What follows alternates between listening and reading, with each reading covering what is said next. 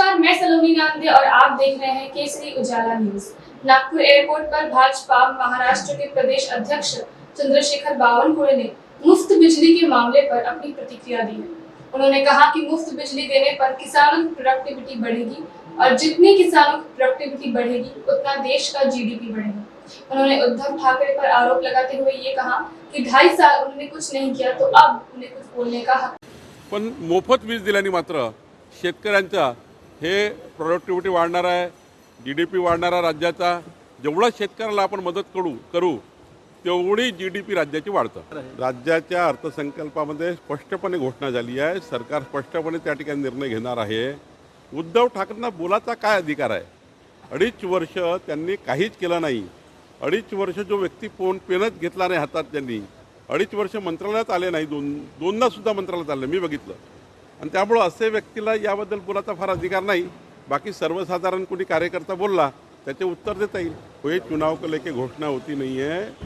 सरकार का एक मत अनेक दिन से चल रहा था कि सरकार का ये मत था कि मध्य प्रदेश सरकार ने जिस आधार पे हमारी वहाँ की बहनाओं को मदद की है, महाराष्ट्र की हमारी बहनाओं को भी मदद होनी चाहिए। कोई नाम चर्चा करते हैं, ऐसी लेटर पैड यूज करते हैं, आपने वो लेटर पढ़ा होगा,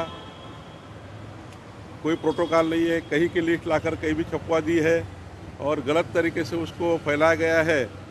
मुझे लगता है कि कोई तो भी किसी ने जिस प्रकार से चीटिंग की है, निश्चित उसकी हम तपास करेंगे, उसको चेक करेंगे।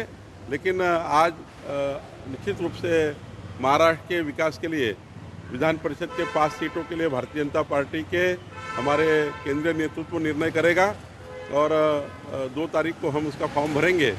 निश्चित रूप से हम अच्छा उम्मीदवार देने की कोशिश हमारा केंद्रीय पार्लियामेंट्री बोर्ड करेगा। हमारे केंद्रीय मंत्री और महाराष्ट्र के विधानसभा के चुनाव के जो प्रभारी है भूपेंद्र यादव जी, हमारे चुनाव के सहप्रभारी अश्विनी वैष्णव जी आने वाले हैं।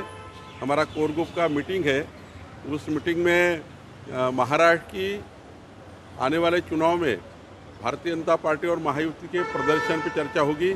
आने वाले चुनाव में क्या किया जाए, बाद में चुनाव समिति की बैठक है और 14 तारीख को पुणे में महाराष्ट्र भारतीय जनता पार्टी का एक सम्मेलन भी है। 4-4.5 हज़ार प्रतिनिधि आने वाले हैं।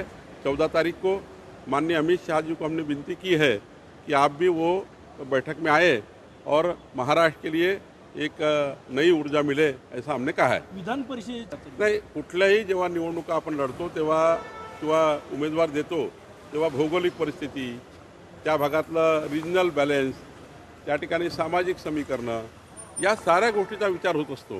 आणि सोबत शेवटी कर्तृत्ववान व्यक्ती, सारं असलं तरी कर्तृत्व पाहिजे आहे।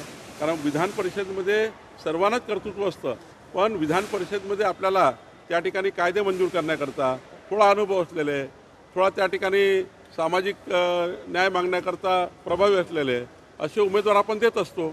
शेवटी केंद्रीय पार्लमेंटरी बोर्ड निर्णय करेल।